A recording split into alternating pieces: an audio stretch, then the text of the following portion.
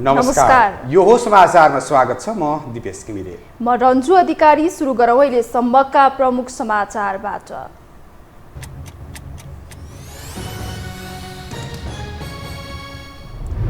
निर्वाचन आचार संहिता भोलिदेखि लागू गर्ने निर्वाचन आयोगको निर्णय। सरकारी निकाय र विद्यालयलाई चुनाव प्रचारमा प्रयोग गर्न नपाइने प्रतिनिधि सभाको मतपत्र धमाधम छापिँदै। सिट बाँडफाँड टुङ्ग्याउने अन्तिम गृह कार्यमा गठबन्धन समानुपातिक बन्द सूची सहमतिमै तयार भएको काङ्ग्रेसको दाबी। निर्वाचनको मुखमा गुटबन्दी नगर्न नेताहरूलाई आग्रह। नेपालमा डेङ्गी संक्रमणको जोखिम बढ्दो। देशैभर 25,000 भन्दा बढीमा संक्रमण पुष्टि। यो वर्ष मात्रै 32 जनाले ज्यान गुमाए। बङ्गलादेशमा तीर्थयात्री बोकेको डुङ्गा दुर्घटना हुँदा मृत्यु हुनेको सङ्ख्या 51 पुग्यो। दुर्घटनाको कारण पत्ता लगाउन 5 सदस्यीय समिति गठन। र नेपाल र बङ्गलादेश बीचको मैत्रीपूर्ण खेल जारी। नेपाललाई 3-1 गोलको अग्रता। अन्जन विष्टले गरे ह्याट्रिक।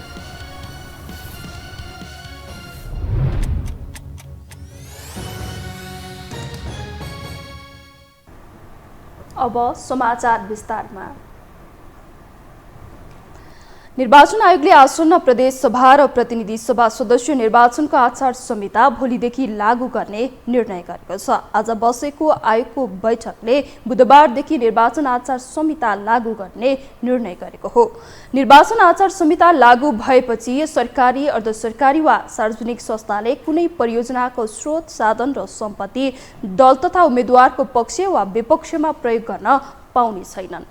त्यस्तै चुनाव प्रचारमा सरकारी, अर्धसरकारी निकाय, विद्यालय, विश्वविद्यालयलाई प्रयोग गर्न पाउने छैनन्। राजनीतिक दल वा उम्मेद्वारको निर्वाचन चिन्ह अङ्कित ज्याकेट, कमिज, भेस्ट, टी सर्ट, क्याप, गम्छा, झोला जस्ता सामग्री उत्पादन र प्रयोग गर्न पनि रोक लगाइने आयोगले जनाएको छ।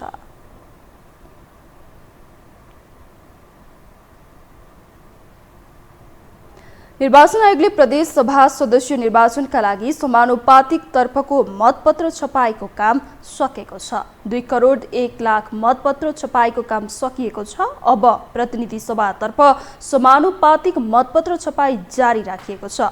जनक शिक्षा सामग्री केन्द्रको छापाखानामा मतपत्र छपाईको काम भइरहेको छ। आयोगले करिब 4 करोड मतपत्र छपाई गर्दैछ। अहिलेसम्म प्रतिनिधि सभातर्फ करिब 60,65,000 मतपत्र छपाई गरिसकिएको छ। आयोगले समानुपातिक तर्फ असोज 2 र 3 गते दलहरूलाई बन्द सूची बुझाउन समय दिएको थियो। आयोगमा 48 दलले बन्द सूची बुझाएका थिए। अहिले दललाई बन्द सूचीमा आवश्यक संशोधन गर्न समय दिएको छ।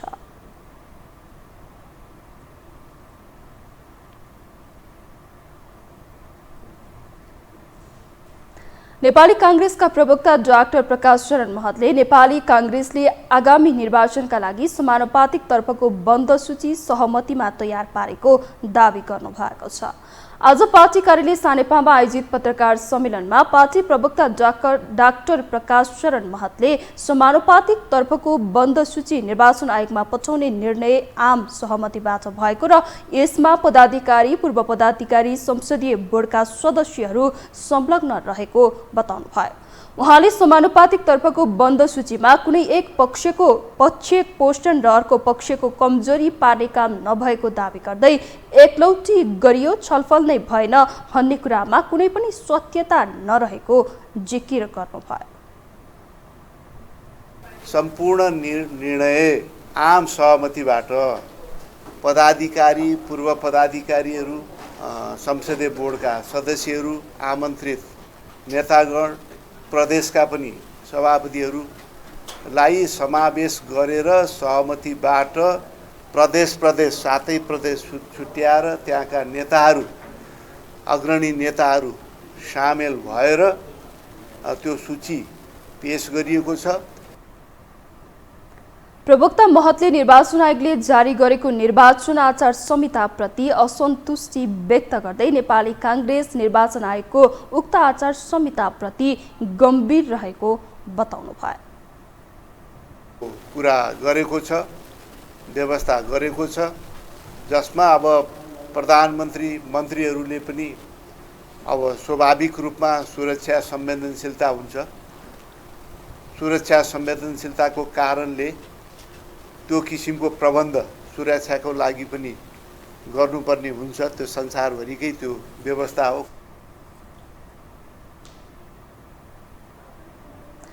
प्रवक्ता महतले 5 दलीय गठबन्धनलाई अन्तिम रूप दिने काम भइरहेको र 2 दिनभित्र नै सिट बाँडफाँडको टुङ्गो लाग्ने दाबी गर्नुभयो।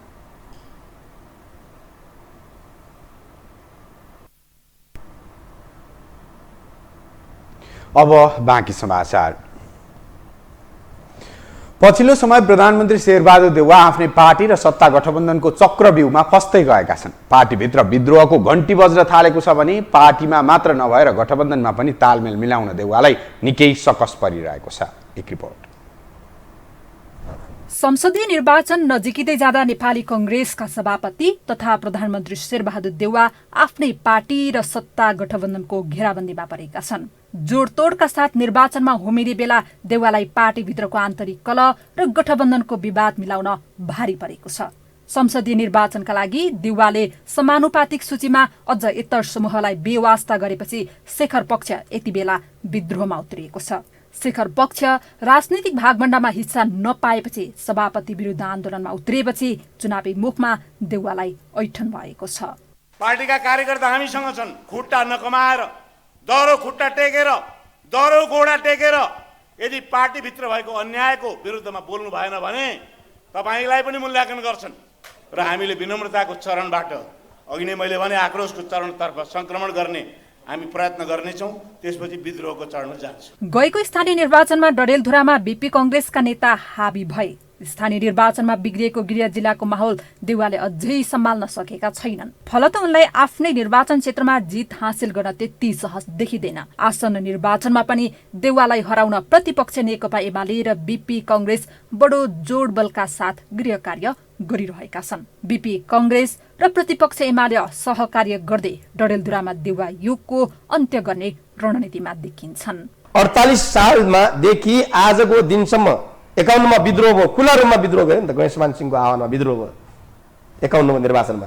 भने कुनै पनि निर्वाचनभन्दा अगाडि कांग्रेसका मान्छेले रुनु पर्ने कराउनु पर्ने केका लागि म पनि कांग्रेस हुँ भन्नुको लागि म कांग्रेस हुँ मलाई कांग्रेस हो भनेर तपाईले मानिदिनुस् आदरणीय केन्द्रीय सभापतिज्यू भनेर कसरी चिल्लाइराख्नु भएको छ। 101 होनार अनुहारहरू 101 होनार विद्यार्थी राजनीतिबाट आएका जोल्दा बोल्दा राष्ट्रिय राजनीतिमा उदाएका भोलि भविष्य बोकेका साथीहरू उनीहरूलाई थाहा छ कि यहाँ के हुनेवाला छैन। त्यो कारण उनका अगाडि यदि बीपीको विचारले ओतप्रोत नै भएको भने विद्रोह गरेर बीपी कांग्रेसको झण्डा लिएर बीपी कांग्रेसको बाट चुनाव लड्ने बाहेक सच्चा कांग्रेसका अगाडि यो निर्वाचनमा चाहिँ कुनै पनि विकल्प देख्दैन सर।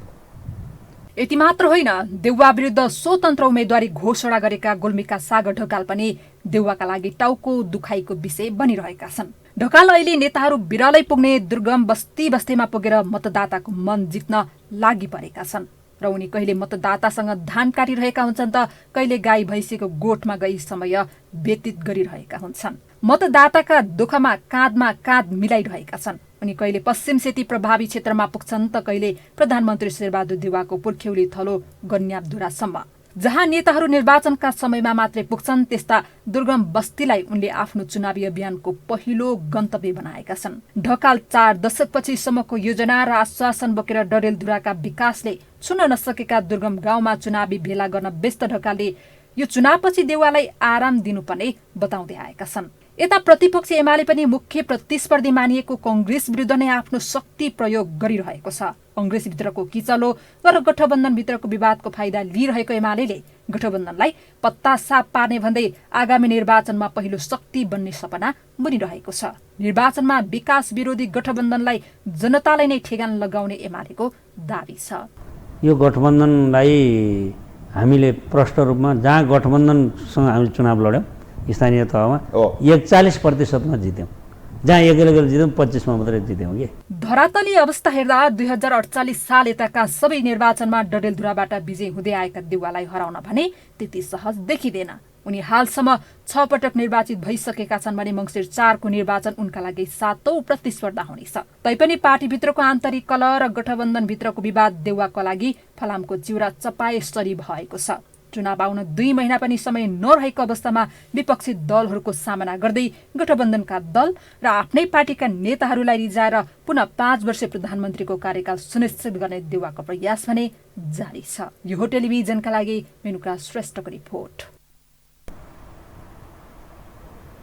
पछिल्लो समय राजनीतिक तरङ्ग ल्याएका महाभियोग र नागरिकता विधेयकको विषय निष्कर्षविहीन भएका छन्। नागरिकता विधेयकमा सर्वोच्च अदालतले कारण देखाउ आदेश दिएका कारण केही धङधङ्गी बाँकी रहे पनि यसमा खासै प्रगति हुने अवस्था देखिएको छैन। एक रिपोर्ट।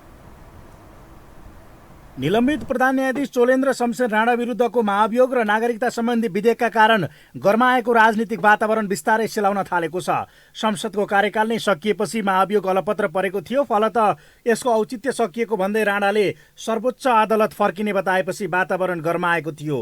अदालतमा रोक्न उनकै सहकर्मी न्यायाधीश तथा बार पदाधिकारी र अधिवक्ताहरू बसेपछि झडपकै स्थितिको समेत अनुमान गरिएको थियो। तर सरकारले उनलाई निवासमै रोकेपछि सम्भावित खतरा टर्यो भने यसलाई लिएर विपक्षी एमाले विरोध गर्यो। प्रधान न्यायाधीशलाई नजरबन्दमा राख्ने कस्तो लोकतन्त्र हो भन्ने विपक्षीको तर्क र उसैका साथले हौसिएका राणाका कारण अवस्था निकै गरमाएको थियो। के नै होला भन्ने यो विषय अहिले सेलाएको छ भने यही अवस्था नागरिकता विधेयकमा पनि देखिएको छ। राष्ट्रपतिले विधेयक प्रमाणीकरण नगरेपछि सत्ता गठबन्धनले के गर्छ धेरैको चासो रहेको थियो। तर कर्मकाण्डी विज्ञप्ति निकालेर पन्छिएको सत्ता गठबन्धनले कानुन व्यवसायीहरूसँग छलफल पनि गर्यो भने महाभियोगसम्मका कुरा समेत उठेका थिए। सत्ता घटक दलका केही नेताले त राष्ट्रपतिलाई राणाकै हालतमा पुर्याइदिने चेतावनी समेत दिए। मधेसी दलहरू पनि केही एक्सनमा उत्रेलान् र पुनः एकपटक आफू नागरिकता विहीन बन्नुपर्ने अवस्था नआउला भन्ने आशा समेत नागरिकता विहीनहरूले गरे। यदि केही नभए पनि कम्तीमा गठबन्धन अदालतसम्म जाला र यसलाई बेबारिसे हुने अवस्था नआउला भन्ने धेरैको विश्वास थियो। तर केही व्यक्तिहरू परमादेश माग गर्दै अदालत गएर अदालतले राष्ट्रपतिलाई कारण देखाउ आदेश समेत दिएको छ। तर गठबन्धनका दलहरू भने सचेत रहन आग्रह गर्नमै सीमित बने। संवैधानिक सर्वोच्चता र लोकतान्त्रिक शासन व्यवस्थाका आधारभूत मूल्य मान्यतामा गम्भीर प्रहार भएको यो बैठक ठहर गर्दछ। राष्ट्रपतिको यो कदमका विरुद्ध सचेत रहन सङ्घीय लोकतान्त्रिक गणतन्त्रात्मक संवैधानिक व्यवस्थाका पक्षधर सबै राजनीतिक दल, नागरिक समाज, बौद्धिक समुदाय, सञ्चार जगत लगायत सम्पूर्ण नेपाली दिदीबहिनी तथा दाजुभाइहरूमा यो बैठक आह्वान गर्दछ। तर कायम मुकायम प्रधान न्यायाधीश दीपक कुमार कार्की आइतबारबाटै बिदा बसेका छन् र एमालेतर्फ झुकाव राख्ने भनी आलोचना हुने गरेका हरिकृष्ण कार्की कायम मुकायम वा प्रधान न्यायाधीश बन्नेछन्। कार्कीले राष्ट्रपतिको अनुकूलमा निर्णय गर्न सक्ने आकलन राजनीतिक वृत्तमा सुरु भएको छ। यसले यो विधेयकमा अदालतबाट पनि केही होला भन्ने आशा देखिँदैन, जसले केवल ल्याउनका लागि मात्र विधेयक ल्याइदिएको भन्ने प्रश्न छ भने लोकसभा एमालेसँगै तालमेलको तयारीमा छ। यता जसपाले पनि केवल यसलाई चुनावी मुद्दा बनाउने बाहेक केही गर्न सक्ने अवस्था छैन। यसको अर्थ अब आउने नयाँ संसदले नयाँ विधेयक ल्याउने बाहेक चर्चा भएका विषय केवल मिडिया खपतका विषयमा सीमित भएको छ। जबकि सत्ता घटक दलले समेत यसलाई आफ्नो जिम्मेवारी सम्झिएको छैन। तर उनीहरू भने आफूहरूले राष्ट्रपतिसँग द्वन्द्व नचाहेको बताउँछन्।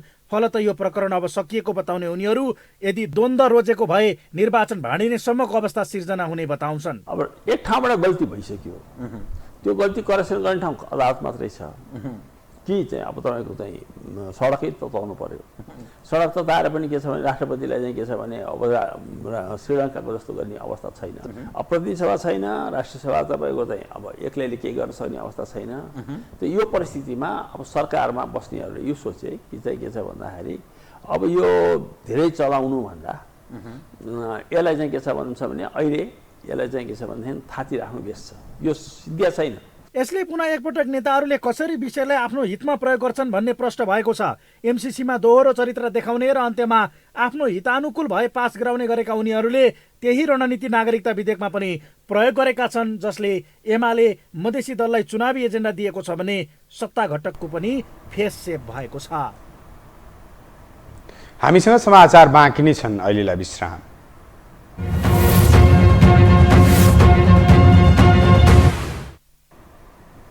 विश्रामपछि स्वागत छ। अब बाँकी समाचार।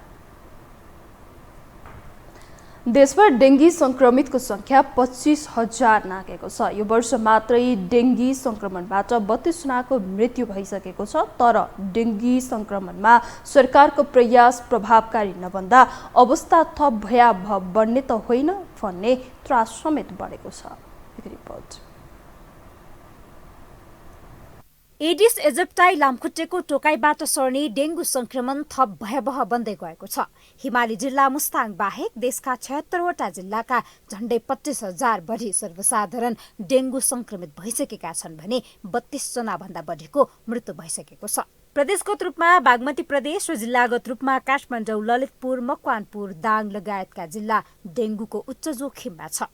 जम्मा संक्रमित मध्ये 20,000 बढी संक्रमित बागमती प्रदेशका छन्। बागमती प्रदेशमा सेप्टेम्बर महिनामा मात्र झण्डै 17,000 मानिस डेङ्गु संक्रमित भएका छन्। सरकारले डेङ्गु नियन्त्रण तथा जोखिम कम गर्न स्थानीय तहसँग समन्वय, चेतनामूलक कार्यक्रम साथै खोज र नष्ट गर अभियानलाई तीव्रता दिएको एपिडेमियोलोजी तथा रोग नियन्त्रण महाशाखाले जनाएको छ। चेतना नै हो, सुरुमा त जनचेतना नै हो। जनचेतनाको एक्टिभिटीले जस्तो कि स्कुलका टिचरहरू, प्याप्सन एन्ड प्याप्सन होटल एसोसिएसन उहाँहरूलाई यहाँ राखेर हामी के हुन्छ इन्ट्रेक्सनहरू गरेका छौँ। त्यसपछि स्थानीय निकाय, जिल्ला र प्रदेशमा उहाँहरूले पनि गरून् भनेर हामीले बजेट पनि पठाएका छौँ। 139वटा स्थानीय निकाय, 7वटा प्रदेश, त्यसपछि 60वटा जिल्लामा हामीले बजेट पनि पठाएका छौँ। हुन त त्यही बजेट मात्रै पर्याप्त चाहिँ होइन।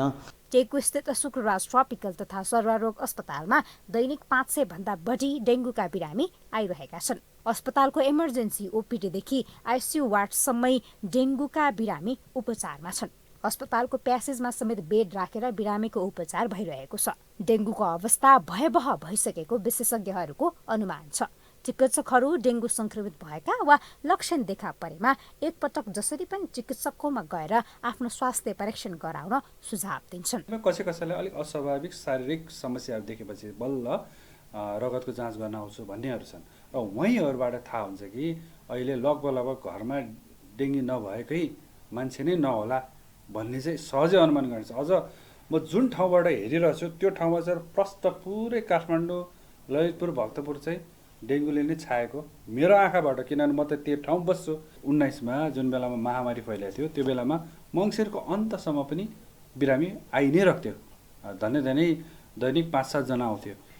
यदि त्यसलाई नै आधार मानियो भने तत्काल चाहिँ कम हुने सम्भावना म देख्दिनँ। अझ पनि केही हप्ता जान्छ। ज्वरो आउने, अत्याधिक टाउको र शरीरको मांसपेशी दुख्ने, शरीरमा साना खटिरा आउने, वाकवाक लाग्ने, बान्ता हुने, आँखाको गेडी दुख्ने, खानामा अरुचि, ज्वरो आएको अवस्थामा नाक तथा गिजाबाट रक्तस्राव हुने र छालामुनि रक्तस्राव हुनु आदि डेङ्गुका लक्षण हुन्। डेङ्गु फैलाउने लामखुट्टे बिहान, दिउँसो र साँझपख बढी सक्रिय हुने भएकाले संक्रमित हुने सम्भावना पनि सोही समयमा बढी हुन्छ। यस समयमा लामखुट्टेको टोकाइबाट बस्न सतर्क रहन चिकित्सकको सुझाव छ। यो हो टेलिभिजनका लागि क्यामेरामा सिरो श्रेष्ठका साथमा निम्लिकी शेर्पा, काठमाडौँ। निवर्तमान सांसदहरूले सरकारको हस्तक्षेपकारी भूमिकाका कारण संघीयता कार्यान्वयन गर्न सहज हुने कानुन निर्माण गर्न नसकेको आरोप लगाएका छन्। साथै दल र नेताहरू हाबी हुँदा संसदको काम कारबाही प्रभावकारी हुन नसकेको उनीहरूको स्वीकारोक्ति छ। एक रिपोर्ट।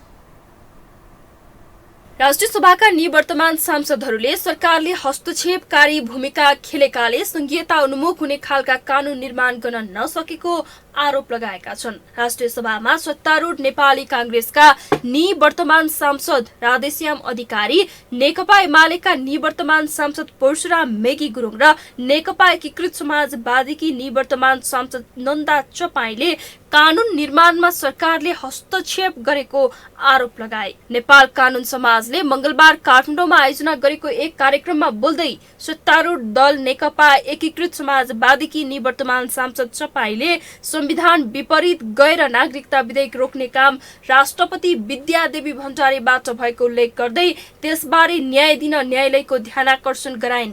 संविधानले अनुमति नदिएको सो विधेयक रोक्ने काम गरेर राष्ट्रपति भण्डारीले संविधान विपरीत काम गरेकाले न्यायालयले त्यसबारे जवाब दिन ढिलाइ गर्न नहुने उनको तर्क छ।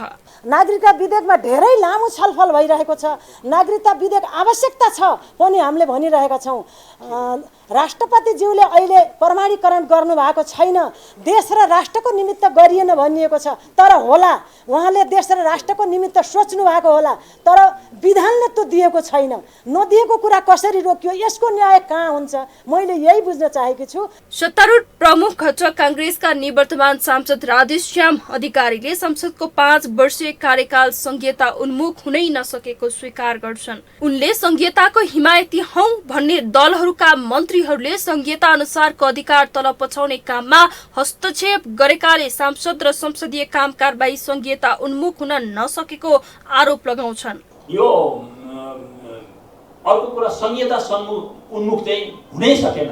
यो कार्यकाल किन हुन सकेन भन्नुहुन्छ भने जो संघीयताको हामी सबभन्दा ठुलो हिमायती हुन् भन्ने पार्टीका मान्छेहरू जो मन्त्री भएर आउनुभयो, उहाँको केन्द्रीकृत मानसिकताको कर्मचारीलाई त म सोध्दिनँ, ब्युरोक्रेसी त्यही कुरामा सेट पाउँछ, त्यो कुरामा केही छैन।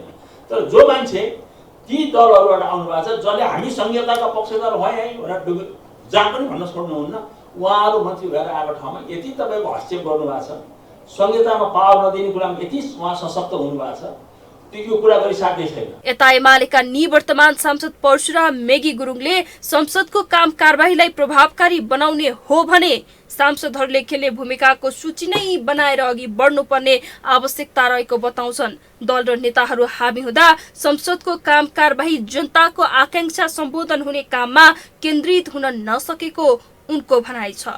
तपाईको अल्पमत बहुमत भन्ने कुरा चाहिँ बिरलै भयो भन्नुहोस्। यसको एउटै मात्रै कारण के हो भन्दाखेरि वास्तवमा हामीले यसलाई चाहिँ खुल्ला छलफल गर्ने, बहस गर्ने हुँदै हुँदै गुठी विधेयक सरकारले फिर्ता गर्यो। सरकारलाई बिचरा थाहा थियो कि थिएन यो विधायकी खुल्लापन भन्ने कुरा। हामीले त्यो विधेयक चाहिँ त्यहाँ आइसकेपछि हामीले यसका चाहिँ सरकारहरूसँग सबैसँग छलफल गरेर एक खालको चाहिँ समितिमा कन्सेन्सस बन्दै गइराखे। विधायकीहरूले खुलापनका साथ छलफल गर्ने अवसर नपाएकाले संघीय संसदको 5 वर्षीय कार्यकाल उपलब्धिमूलक हुन नसकेको निवर्तमान सांसदहरूको गुनासो छ। अब बाँकी समाचार। वैकल्पिक शक्ति निर्माण गर्न भन्दै सञ्चार कर्म छोडेर राजनीतिमा होमिएका रविन्द्र मिश्र अन्ततः राप्रपामा विलय हुने भएका छन्। उनको यो अवस्थाले वैकल्पिक भनिएको शक्तिमाथि नै प्रश्न उठेको छ भने राप्रपा भने एक हदसम्म सफल भएको छ। एक रिपोर्ट। आधा दशक अघि बीबीसीको आकर्षक जागिर छोडेर वैकल्पिक धारको राजनीति गर्ने भन्दै मैदानमा उत्रिएका रविन्द्र मिश्रको चर्चा परिचर्चा गजबकै थियो। फोहोर सफा गर्न नालीमै जानुपर्ने बताएका उनले सो समयमा स्थानीय तहमा राम्रो सङ्केत गरेको विवेकशील नेपालीसँग पार्टी एकता गरे। वैकल्पिक भनिएकाहरूको एकताले राम्रै सन्देश दिँदा मिश्रले प्रतिनिधि सभामा पनि राम्रै नतिजा ल्याए। छोटो मतान्तरले हारेका उनले त्यसपछि कहिल्यै प्रतिपक्षीको भूमिका भने देखाउन सकेनन्। तर बाहिर वैकल्पिक र भित्र राजावादी रहेका उनले युवा नेतृत्व भन्दै मिलन पाण्डेलाई पार्टीको अध्यक्ष बनाएपछि आन्तरिक कलह बढ्यो। वैकल्पिक राजनीतिको बहसदेखि पार्टीमा पाण्डे गणतन्त्रवादी र मिश्र राजावादी भन्दासम्म निकै आरोह अवरोह बेहोरेका उनले पछिल्लो समय विचारभन्दा माथि देश भन्दै आएका छन्। अब मिश्र नेतृत्वको बृहत ध्रुवीकरण समूह राप्रपामा समाहित हुने निश्चित भएको छ। राप्रपा र रविन्द्र मिश्र समूहबीच भोलि बुधबार काठमाडौँमा एकता घोषणा सभा हुने निश्चित भएको राप्रपा प्रवक्ता मोहन श्रेष्ठले जानकारी दिएका छन्। मिश्र राप्रपाको 5औं वरियतामा हुने बताइएको छ।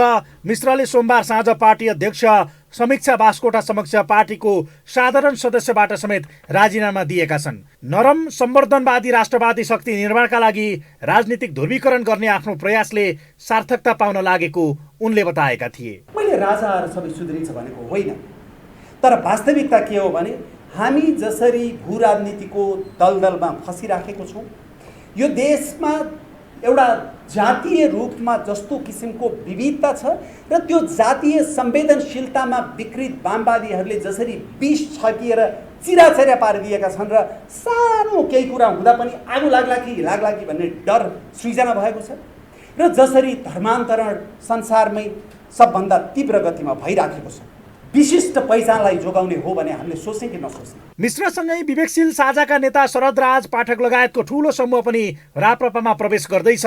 मिश्र यसअघि काङ्ग्रेसका प्रकाशमान सिंहसँग पराजय भएको काठमाडौँ 1 मै निर्वाचन लड्ने तयारीमा छन्। त्यति बेला 818 मतले पराजित मिश्र अहिले राप्रपामा जाने र एमालेसँगको तालमेलमा चुनाव लड्ने सपना देखिरहेका छन्।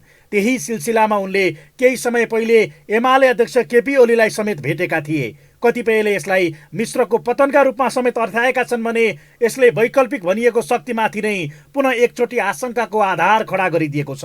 यता राप्रपा भने यसमा बडो रणनीतिक देखिएको छ। पुरानै पार्टी र संरचना रहेको तथा पुराना नेता भए पनि युवा आकर्षण कम रहेको राप्रपाले चुनाव अघि मिश्रलाई भित्र्याउनुलाई अर्थपूर्ण रूपमा हेरिएको छ। केवल सञ्चित शक्तिलाई पुनर्भरण गर्नुपर्ने बुझेका अध्यक्ष राजेन्द्र लिङ्गदेनले वैकल्पिक भनिएको एउटा धारलाई नै आफूमा समाहित गराएका छन्। तर यसले राप्रपाभित्र पनि असन्तुष्टि बढाएको छ। मिश्रलाई वरिष्ठ उपाध्यक्षको वरियता दिने तयारी छ, जसलाई लिएर बुद्धिमान तामाङ असन्तुष्ट छन् भने यसको व्यवस्थापन राप्रपाले कसरी गर्छ चासो बढेको छ। वैचारिक चाहिँ निकटता भएको कारण पनि त्यो भएर एउटा पार्टीको नेतृत्व तहमा बसिसकेको मान्छे, एउटा लोकप्रिय मान्छे पार्टीमा आउँदाखेरि उहाँलाई त्यो कुनै नेतृत्व तहमा राख्नुपर्छ भनेर हामीले त्यो आग्रह गरेका हौँ। बुद्धिमान तामाङ त आफै वार्ता समितिको समीक्षक हुनुहुन्थ्यो नि, म पनि वार्ता समितिमा थिएँ। उहाँ आफै संयोजक भएर उहाँ आफै नै टुङ्गाउनु भएको विषय हो यो। त्यस्तो असन्तुष्टि होइन, त्यसरी बाहिरमा आएको त्यो सत्य हो। मिश्रको राजनीतिक यात्रा हेर्दा उनी अस्थिर र आफ्नो स्वार्थ केन्द्रित देखिएका छन्, जसले विगतमा आफैले बोकेको सिद्धान्तलाई पनि तिलाञ्जली दिन तयार, उनी अरूको नियन्त्रणमा बस्न नसक्ने व्यक्तित्व हुन्। यस अर्थमा आफूभन्दा कान्छा लिङ्गदेनको खटनपटन लामो समयसम्म मिश्रले झेल्लान् भन्नेमै शङ्का छ। त्यस्तै चुनाव जितेता उनी आगामी दिनमा पनि राजनीतिमा रहलान्, तर पराजय भए के विगतको जस्तै अवस्थामा पुग्ने त होइनन् भन्ने प्रश्न पनि अहिले उठेको छ।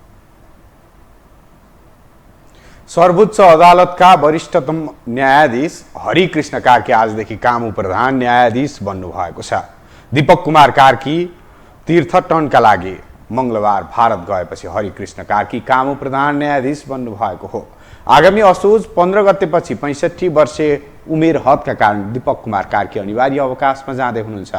त्यसपछि कामु प्रधान न्यायाधीशको हैसियतमा न्यायालयको भागडोर हरिकृष्ण कार्कीले सम्हाल्नुहुनेछ। यद्यपि अवकाश पाउनु अगाडि नै कामु प्रधान न्यायाधीश दीपक कुमार कार्की तीर्थटनका लागि भारत गएपछि मङ्गलबारदेखि नै हालका वरिष्ठतम न्यायाधीश हरिकृष्ण कार्कीले नेतृत्व सम्हाल्नु भएको छ।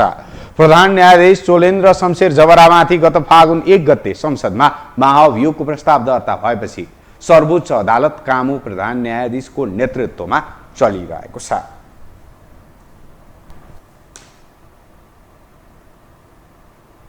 अब पालो आर्थिक समाचारको।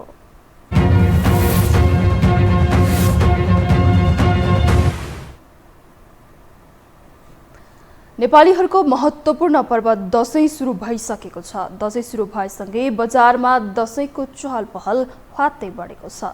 चाडपर्वकै बेला बजारमा सामानको बजार भाउ आकाशिएको छ। अचाक्ली महँगीका कारण दशैं बजार छोइसक्नु छैन। एक रिपोर्ट। दशैं भन्न साथ मिठो मसिनो खाने, नयाँ लुगा लगाउने, आफ्ना आफन्त र मान्यजनबाट आशीर्वाद ग्रहण गर्ने पर्वको रूपमा लिइन्छ। फलत दशैंमा आफ्नो गच्छे अनुसार किनमेल गर्ने पुरानै प्रचलन हो। दशैं सुरु भएसँगै बजारमा दशैंको रमझम समेत सुरु भएको छ। आम सर्वसाधारण दशैंको किनमेलमा व्यस्त छन्। काठमाडौँ उपत्यकाका बजारमा सामान किनमेल गर्ने मानिसहरूको संख्या वात्तै बढेको छ। दशैं सुरु भए लगत्तै नुनदेखि सुन पसलसम्मका बजारमा मानिसको चहल पहल बढेको छ। तर बजारमा जति बाक्लो चहल पहल छ, व्यापार भने त्यतिको छैन। बजार भाउ आकाशिँदा न त सामान खरिद गर्न सक्ने अवस्था छ, न त बिक्री गर्न नै। लगातारको महँगीको मारबाट दशैं बजार थप प्रताडित छन्। सामान त अहिले छुन सक्नै सकिँदैन नि, महँगो छ नि, सबै थोक महँगो छ। कति बढेको?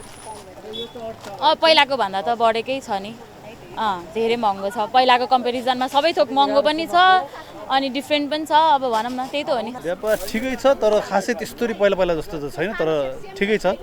अहिले फेरि यो पहिला त कोरोनाले गर्दा अलिकति भइसकेको थियो, तर पछि आएर चाहिँ के हो भने अहिले फेरि यो डेङ्गुले गरेर चाहिँ फेरि मान्छेहरूलाई चाहिँ अलिकति महँगीले पनि होला। हजुर। दिन प्रतिदिन बढ्दै गएको बजार भाव नियन्त्रण गर्न सरकारले प्रभावकारी कदम चाल्न सकेको छैन। सरकारी अनुगमनमाथि पटक पटक प्रश्न उठेकै छ। दशैं तिहार जस्ता पर्वमा महँगी बढ्ने, कृत्रिम अभाव सृजना गरेर सर्वसाधारण लुट्नेदेखि अखाद्य तथा गुणस्तरहीन वस्तुको समेत कारोबार बढ्ने हुँदा यसतर्फ सरकारको ध्यानाकर्षण हुनुपर्ने उपभोक्ता कर्मीहरूको सुझाव छ। बजारमा यही मौका हो भनेर अत्यन्त कम गुणस्तरको, न्यून गुणस्तरको खाद्य सामग्रीहरू बजारमा आउँछ, बजारमा बिक्री हुन्छ। त्यसलाई तत्कालै नियमन गर्नुपर्नेमा एकातिर जनशक्तिको अभाव देखाउँछ भने अर्कोतिर अनुगमन गर्नै पर्छ बाध्यता नभएको कारणले पनि खाद्य प्रविधि गुणनियन्त्रण विभाग आलोचनाको पात्र भइरहेको। यता काठमाडौँ महानगरपालिकाले चाडपर्व लक्षित गर्दै बजार अनुगमन सुरु गरेको छ। काठमाडौँ महानगरका उपमेयर सुनिता डङ्गोल आफै बजार अनुगमनमा उत्रिएका छन्। उपमेयर डङ्गोलको टोलीले मंगलबार बिहान टुकुचा स्थित तरकारी बजार, खाद्यान्न पसल र मासु पसल, खाद्य व्यवस्था तथा व्यापार कम्पनी लिमिटेडको स्टोरहरूमा अनुगमन गरेको हो। टोलीले महानगरभित्र रहेको भित्री पसलहरूमा गएर सामानको बिल, रजिस्ट्रेसन गरे नगरेको सामानको उत्पादन मितिको समेत जाँच गरेका छन्। र आज सरस्वती हामी जति ठाउँमा गयौँ त्यहाँ चाहिँ अखाद्य नै बेचिरहेको देखिनौँ। जस्तै यहाँ पनि प्याकेजिङको प्रब्लमहरूको कुराहरू आयो, कति कुरा चाहिँ अखाद्य कुरा पनि खाद्यसँग मिसाइएको पनि कुरा आयो। तर त्यो कुराहरू चाहिँ सुधार्न सक्ने पक्षहरूलाई हामीले पहिलो प्राथमिकता नै दिएका छौँ। र डेटको कुराहरू हेरिराख्दाखेरि पनि अघि पनि उठेको थियो, डेट एक्सपायर भइसकेको छैन तर क्लोज टु एक्सपायरी डेट चाहिँ भएकोहरूलाई पनि हामीले बजारमा नलग्नको लागि हामीले सुझाव पनि त्यसरी नै राखेका छौँ। यो दसैँ अगाडि मात्र गर्ने काम चाहिँ होइन, दसैँभन्दा पछाडि हामीले रेगुलर बेसिसमा नै टिम बनाएर रेगुलर बेसिसमा नै अनुगमन भइरहेको छ। नेपाली बजारमा सबैभन्दा बढी किनमेल र कारोबार हुने समय दशैं तिहार अगाडि भए पनि महँगीका कारण सर्वसाधारण रमाउने वातावरण बन्न सकेको छैन। साथै विभिन्न बहानामा पाइला पाइलामा उपभोक्ता ठगिने समय पनि यही भएकाले बजारको प्रभावकारी अनुगमन भए उपभोक्ताले थोरै मात्रा भए पनि राहत महसुस गर्न सक्ने थिए। यसतर्फ सरकारवाला निकायको ध्यानाकर्षण हुन जरुरी छ। यो हो टेलिभिजनका लागि क्यामेरामा सूर्य श्रेष्ठका साथमा निम्लिकी शेर्पा, काठमाडौँ। नेपाल उद्योग वाणिज्य महासंघका उपाध्यक्ष दिनेश श्रेष्ठले बैंकहरूले ब्याज दर बढाएर उद्योगी व्यवसायीहरूलाई ठगी गरेको बताउनु भएको छ। मंगलबार उद्योग वाणिज्य संघ काठमाडौँको आयोजनामा बैंक तथा वित्तीय समस्या र समाधान विषयक अन्तर्क्रिया कार्यक्रममा बोल्दै उपाध्यक्ष श्रेष्ठले सरकारले बैंकहरूले बढाएको ब्याज दर नियन्त्रण नभए व्यवसाय पलायन हुनुपर्ने अवस्था आउने बताउनु भयो। उहाँले बजारमा तरलता सङ्कटलाई देखाएर पहिल्यै लिएको ऋणमा समेत बैंकहरूले चर्को ब्याज लिइरहेको आरोप लगाउनु भयो। लगानी योग्य पुँजीको अभाव छ, तर अहिले शाखामा गएर चेक दिन गयो भनेदेखि 10 लाखको चेक भुक्तानी गर्नलाई केन्द्रमा जाऊ, यहाँ त पैसा छैन भन्ने सबैले सुनेको अवस्था छ। 1 घन्टा हिजो लाइन बस्छ, अगाडि पुगेपछि यो 10 लाख त पैसा छैन यहाँ, तपाईँ त केन्द्र जानुस् भनेर जवाफ दिन्छ। ग्राहकले के गर्छ? त्यो दुःख ग्राहकलाई पाएकोमा कोही पनि बैंकलाई चिन्ता छैन। त्यसकारणले तरलताको अभाव त्यो तरिकाले छ। विदेशी विनिमय सञ्चितमा ह्रास आएको छ, यो यथार्थ हो। त्यस्तै नेपाल उद्योग वाणिज्य महासंघका वस्तुगत उपाध्यक्ष अञ्जन श्रेष्ठले बैंकहरूको मर्जरको औचित्यबारे प्रश्न उठाउनु भयो। उहाँले खुल्ला बजार अर्थतन्त्र लागू हुँदै गर्दा थमादङ बैंकको लाइसेन्स बाँडिएको र अहिले बैंकको संख्या घटाउँदै किन मर्ज गर्न लागेको भन्दै प्रश्न गर्नुभयो। श्रेष्ठले अहिले व्यवसायीहरूको दशैंको अवस्थामा पनि 80% व्यापार कम भएको बताउनु भयो। खुला बजार के अब नयाँ सोचमा गयो क्या, त्यसैले ब्याङ्कहरूलाई अहिले सङ्कुचन गरिँदैछ, ब्याङ्कहरू मर्जर गरिँदैछ। किन गरिँदैछ? यसले गर्दाखेरि पनि ब्याङ्कहरूलाई अब अलिकति आफू बेनिफिट लिने ठाउँ भयो कि, यदि खुला बजार अर्थतन्त्रको हिसाबले भन्ने हो भने यो कुरा म दोषारोपण गर्न चाहिरहेको होइन। म के भन्छु भने नि, खुला बजार अर्थतन्त्र हो, सबैले चाहिँ कमाउन पाउनुपर्छ, ब्याङ्कले पनि कमाउनुपर्छ। ब्याङ्कले कमाएको नाफामा मेरो कुनै पनि प्रश्न छैन। नेपाल उद्योग वाणिज्य महासंघले वाणिज्यहरूले बैंकहरू मर्जमा जाँदा एकाधिकार प्रकृतिको बजार सृजना भएको भन्दै संघले यसबारे गम्भीर विश्लेषण गर्न जरुरी रहेको बताउनु भयो।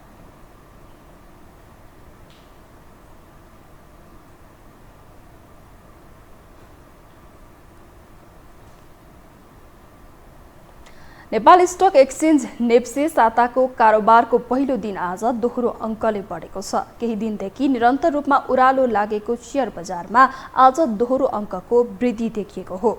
आज नेप्से 15.92 अङ्कले बढेर 1831.05 बिन्दुमा बन्द भएको छ। आइतबार नेप्से 23.83 अङ्कले घटेर 1815.13 बिन्दुमा बन्द भएको थियो। त्यस्तै शेयर बजार बढे पनि कारोबार रकममा भने गिरावट आएको छ। आज नेप्सेमा 66 करोड 30 लाख रुपैयाँ बराबरको कारोबार भएको छ। आइतबार नेप्सेमा 1 अर्ब 7 करोड 24 लाख रुपैयाँ बराबरको कारोबार भएको थियो। आज कारोबार भएका कम्पनीमध्ये 152वटा कम्पनीको शेयर मूल्य बढेको छ भने 27वटा कम्पनीको शेयर मूल्य घटेको छ भने 6 कम्पनीको शेयर मूल्य स्थिर रहेको छ।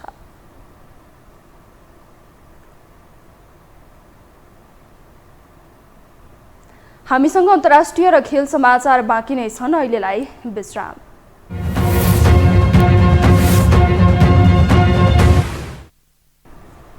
विश्रामपछि स्वागत छ। अब पालो अन्तर्राष्ट्रिय समाचारको।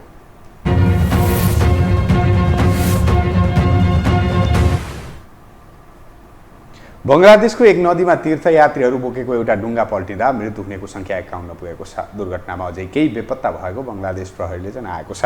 खचाखच तीर्थयात्रुले भरिएको उक्त डुङ्गा बोडा सहर नजिकै कारोटोआ नदीको बीचमा अचानक डुबेको थियो। अग्नि नियन्त्रकहरू र गोताखोरहरूले थप शवहरूको खोजी गरिरहेको प्रहरीले जनाएको छ।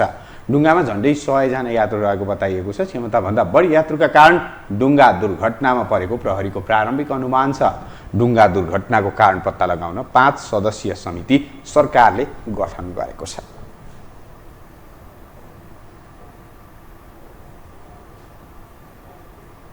अब पालो खेल समाचारको।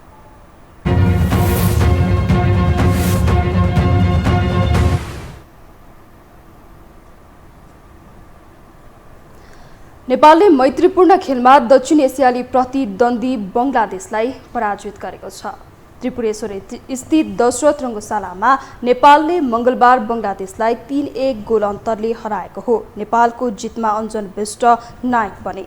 उनको ह्याट्रिकमा नेपालले सहज जित निकालेको हो। बंगलादेशका सजाद होसेनले 1 गोल फर्काए। यससँगै अञ्जन नेपालका लागि अन्तर्राष्ट्रिय फुटबलमा ह्याट्रिक गर्ने छैटौं खेलाडी बनेका छन्। नेपालले फिफा इन्टरनेसनल विन्डो अन्तर्गत बंगलादेश विरुद्ध मैत्रीपूर्ण खेल खेलेको हो।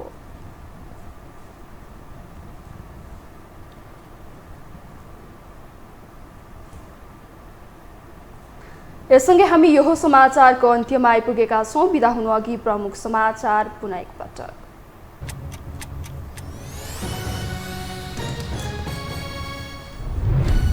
निर्वाचन आचार संहिता भोलिदेखि लागू गर्ने निर्वाचन आयोगको निर्णय। सरकारी निकाय र विद्यालयलाई चुनाव प्रचारमा प्रयोग गर्न नपाइने प्रतिनिधि सभाको मतपत्र धमाधम छापिँदै।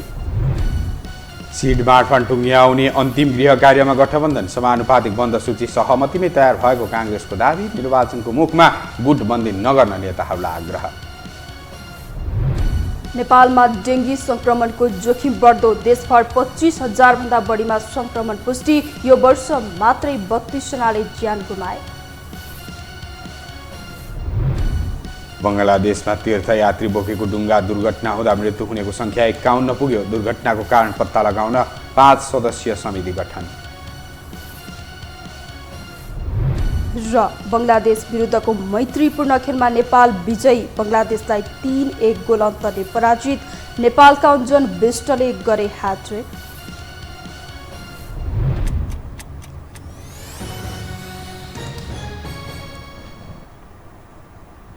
हवस् त यो समाचार सकियो। समाचार बुलेटिनका साथै यो हो टेलिभिजनका सम्पूर्ण कार्यक्रम यो हो टेलिभिजन.com, यो खबर.com, युट्युब र फेसबुकमा पनि पढ्न र हेर्न सक्नुहुनेछ। मोबाइलमा यो हो टिभी एप डाउनलोड गरी हामीलाई प्रत्यक्ष हेर्न सक्नुहुनेछ। तथ्यसहितको निष्पक्ष समाचार तथा मनोरञ्जनका लागि हेर्दै रहनुहोला यो हो टेलिभिजन। नमस्कार।